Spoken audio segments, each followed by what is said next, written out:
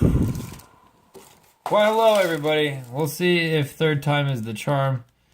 Here, we're shooting this again, and if this fails, I'm gonna upload this. Not really. I'll just shoot a D&D video real quick. We're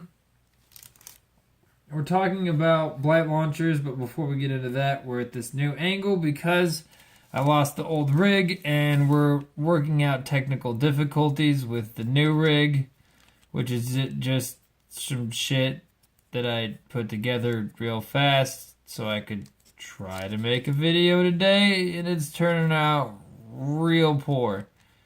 So we might see a rise of the old rig as soon as I find it again. Who knows? As far as things go, we're going to speak about my ever-loved Death Guard model's Blight Launcher. And the Blight Launcher is 10 points. It's an Assault 2, 24-inch range weapon, AP -2, damage D3. Fantastic item for 10 points, weapon for 10 points, especially when you consider what it stacks up against, which is a heavy bolter. Heavy 3, 36-inch range, AP -1, damage 1. It gets at the sort of AKA weakness for, and I wouldn't call it a heavy weapon because it's an assault weapon. It gets at the quote-unquote weakness of the Blight launchers that it's 24 only, and I don't think that's much of a weakness. The real comeuppance of the whole thing is the one wound you get across from both of them, we'll say, at the end of a round, somewhat poor round of shooting at a squad of Marines with a single weapon each. You get the D3 versus 1. You take your pick. Especially when you consider the Blight Launcher is also a plague weapon, which is something I forgot to mention, so it rerolls all wounds. It has a full wound return. You get past that hit, you're getting all those over to their saves. Every last one of those hits is going in on over to those saves there, son, and it's AP -2. So, while they don't instantly die because it's not super crazy high AP, it is pretty good AP. It is pretty high. I mean, it's not... It's high enough, we'll put it that way. And there's a few other things to consider when you consider plague weapons. On top of the full wound rerolls, you consider the ability to give it putrescent blades, which gives them a +1 to wound, and you can also give them Veterans of the Long War. So one squad can wound something up to toughness 11 on a 3, or you can do 2 squads on 4s, both either selection, all full rerolls around your Arch Contaminator. And if you're going to be doing the support there, ideally you'll be getting these full rerolls. Now,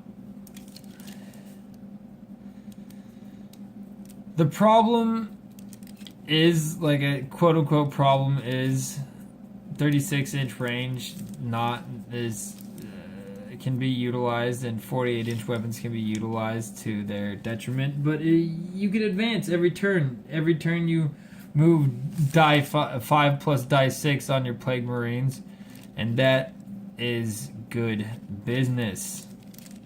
I enjoy that myself. They just advance every turn and go pew pew pew pew pew pew pew. You advance up the field shooting your Blight launchers. The one problem that you might run into with that is maybe if you prioritize wrong, you might have a hard time killing these high toughness opponents. And it's not, and you really need a little bit more spice on the high toughness opponents. The 4 Blight launcher shots is like maximum of, the 2 squads could do a maximum of 24 wounds, I guess, which is a lot, but they're probably going to do maybe 7. So it's not enough. It's a pretty decent gut check every turn, but it's not going to break a vehicle in a single round. With 2 squads of Plague Marines, it is pretty deadly. 4 squads of Plague Marines stands a pretty good chance of booshing something. But what we need to consider is that this sits in a greater list with Plague Flails and guys throwing Mortal Wound Grenades and Super Flamers and Plague Crawlers and Myphitic Blight Haulers and Bloat Drones. And where they fit in their list, I don't know if you can find a better weapon. It's pretty fantastic. Oh man, there's a reason why I don't look at Terminators in, I guess, the way most people look at Terminators. Like, oh, it's a Terminator. I look at it like, oh, they don't get any Blight Launchers, because Blight Launchers are one of the best dang weapons I've come across in a game. How about that? Some of the most effective weapons I've handled in a game. And they make hurt on lots of things. And for 10 points, you're making out like a bandito. I'm not going to belabor this point anymore. I think I've yammered on enough about it. Hopefully this worked. Peace.